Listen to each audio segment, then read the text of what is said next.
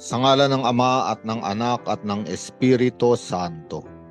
Panginoon, isugo mo ang iyong espiritu at pagpanibaguhin mo ang muka ng aming mundo.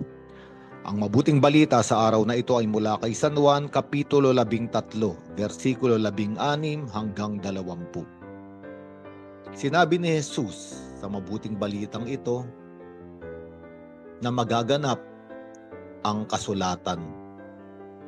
At ito ay tungkol sa pagtataksil ng mga taong pinakakain niya.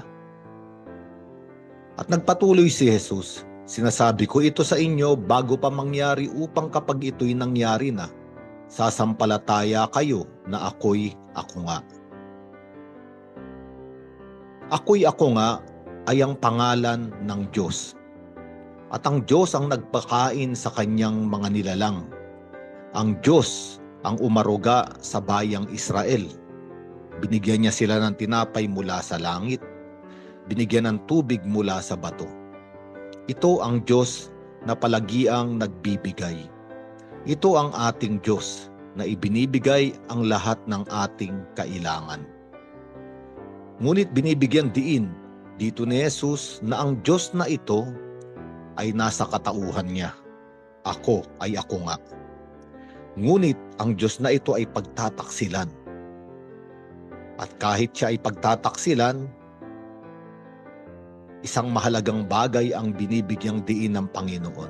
Mangyayari ito upang maganap ang dahilan at layunin kung bakit siya isinugo ng kanyang Ama. At bakit ba siya isinugo ng kanyang Ama?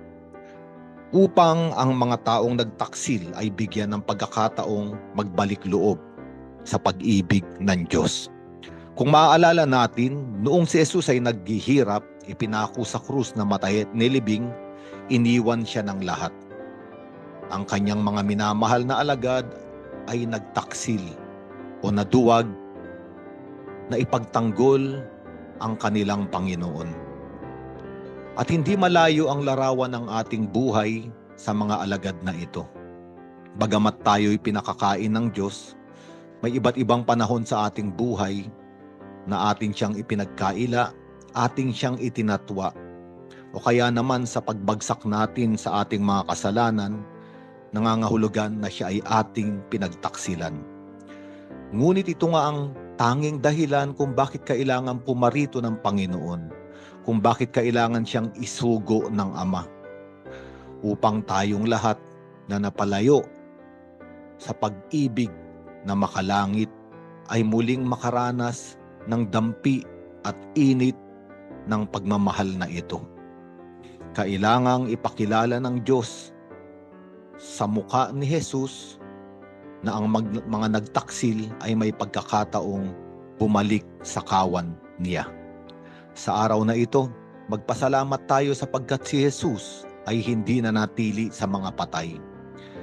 Bumangon siya at muling nabuhay upang tayong lahat na namatay at pumasok sa kadiliman ng kamalian at kasalanan ay magtamasa rin ng buhay mula sa Diyos na pinagtaksilan, ngunit kailanman ay hindi nagtaksil sa kanyang mga minamahal.